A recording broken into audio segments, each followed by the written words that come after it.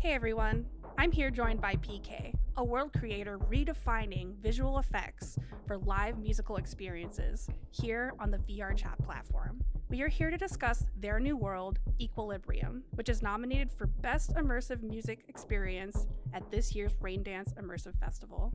PK, thank you so much for joining me. Thanks for having me. Can you tell us a little bit about yourself? Yeah, my name is PK. I'm a former professional tree planter that now creates worlds and events in VR chat. And I've been doing this for coming on 9 years. And I live here in Newfoundland. This isn't exactly Newfoundland, but it's the water. And I kind of like Sly, I really like the ocean and living near the ocean. I can see the ocean right outside my window. That's one of the reasons I live here. Tell us about your creative journey. I was creative in school a little bit. I like doing pastel portraits. That was about all the visual art I did. I learned to play a few instruments, but none of them well. But I loved listening to music, and I started like an early podcast that turned into my own little record label called Peppermill Records. I don't know where that name came from. It was like an online net label. People spread out all over the world. I invite a bunch of talented musicians, some local, some from the States and different parts of Canada. And then I pick a really spectacular spot, and nice enough so if I show them pictures, they'll come play just for the cost of travel, which they did.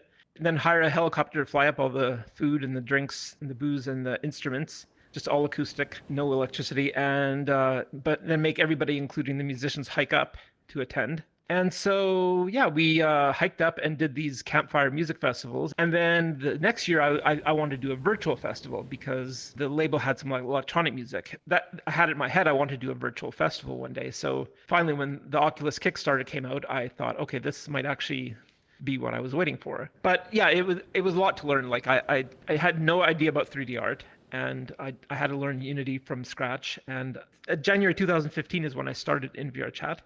And they had just gotten out of just T-poses. They had recently had moving arms.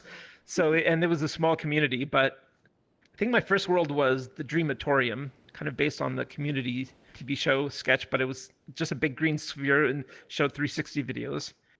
Then a couple of years later, I managed to start doing some actual shows. I did a couple of the earliest shows in here, but then other people went and did, after I stopped doing the music stuff for a while, then other people built a community around the club scene. And then I kind of jumped in after they had already built a lot of it. Then, yeah, then I started Break, and then kind of King Deluxe turned into Break. And so now it's not so much about music videos, it's more about putting people inside the visuals instead. So that's kind of how it evolved into this. What initially made you take the leap to performing in virtual platforms? I have something called Fantasia, which is, I think a lot of people have it on a spectrum where you don't have internal visuals, which I only learned a few years ago is actually a thing. I bring it up often when I'm talking about VR because I think it really explains what I learned is other people literally have pictures in their minds, and I don't. I thought people were speaking metaphorically. And so even 3D movies are great for me. I love them, but it has such a strong impact on me, and VR much more so. It's just, it gives me something that I think my brain doesn't do naturally. Having this condition, do you think that's what motivated you to make such strong visuals here? I think it must have an influence on it for sure. It's hard to sometimes know why I like the kind of visuals I do. Yeah, like I do a lot of really trippy visuals, and part of it is based on what I can manage to do. Like I kind of just experimented with different things. There's a lot of things I can imagine that I would like to do that I just don't. I'm not technically able to. I'm very interested in creating things that I haven't experienced before, and so you can do that with this. And also, I don't know if it's like some mild form of synesthesia, finding ways of making you feel the music more. So there's that element of it, just finding ways to express music visually. So it's kind of hard to exactly put one's finger on what influenced these specific kinds of visuals. So it's a combination of all those things, and also what I'm technically able to pull off. So I just do a lot of experimenting and see what comes out. What was your main inspiration behind Equilibrium? It was meant as an album release party.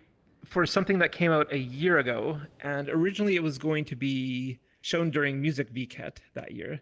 Sometimes we get original art made, or we use like a still from the music videos. But here there was an illustration that we all liked, and then so the cover has this young man sitting in a Zen pose on top of this rock, and the artwork was called Equilibrium. It's not in any of the songs, and so the original idea was to build the scene from the cover art, and it just kind of grew from there. And then there's certain things also that I just wanted to do. Like I had certain scenes. Like I was working. I did a couple of ARGs. Well, one of my own, one with other people in VR chat, and then I was working on another big one, and I had a lot of ideas for that. And then nothing had come of them, so I thought, okay, like let's use parts of this in a show. And then I was just kind of like stringing it all together into a loose concept where people can go on a journey and offer a few surprises. So there's definitely some improvisation when like coming up with the idea. A lot of time goes on to try and refining it, but yeah, there's definitely a lot of improvisation involved. When you're working on it, all of a sudden something will spark an idea, and then you'll go off in a different direction for a bit. I mean, to me, it feels a lot like the earlier internet, where when there's all this freeform collaboration, like people just creating stuff together. The internet was way better, in my opinion, and that's kind of what VR chat feels like. What's the main thing you want people to experience when coming to Equilibrium? I want them to experience these musicians and their music. That's probably the biggest thing.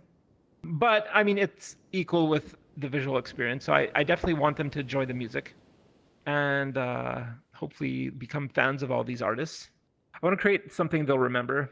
And I also want to add enough things that if you go watch it again, you can see new things. Like a lot of this, like if you're not facing the right direction, you'll miss it. Like a lot of it is often directed kind of in one direction, but I have added a lot of stuff so that if you, depending on how you're facing, you'll see different things in the show, and even depending on what your avatar is, the show might be different depending on what your avatars are and who's there and how it reacts. So I definitely like to make something that you can go with people and it won't feel the same every time. I mean, if you go too many times, it'll get repetitive, but it'd be nice to at least be okay for a second viewing. What other visual artists and DJs or asset creators were involved in this project? There's so many. At the start, Cayman, he designed the core. Lun helped with turning the T-Rex into an avatar. Waikomi then danced to.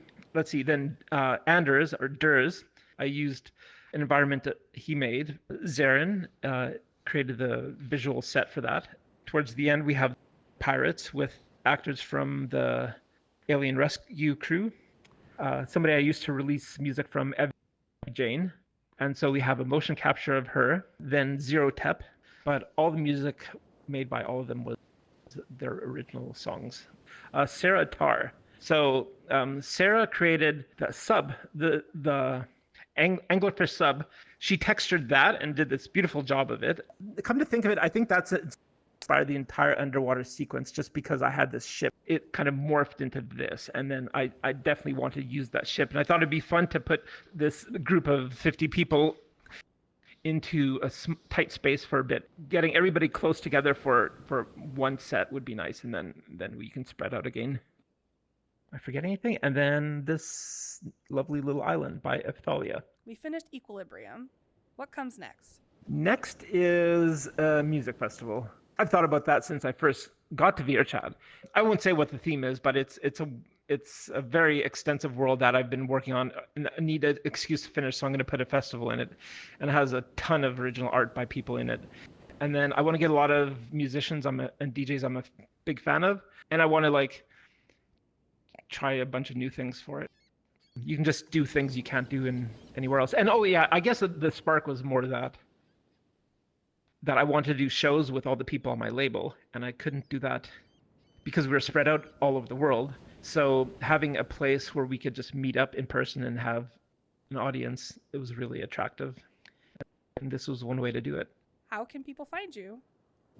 You can find everything at breakvrc.com. There are links, I think, to the Break Discord and the VRC group and Bandcamp, SoundCloud, and on Vimeo, where all our music videos are, which are mostly for King Deluxe, the old label, but they're kind of part of this too. And yeah, breakvrc.com.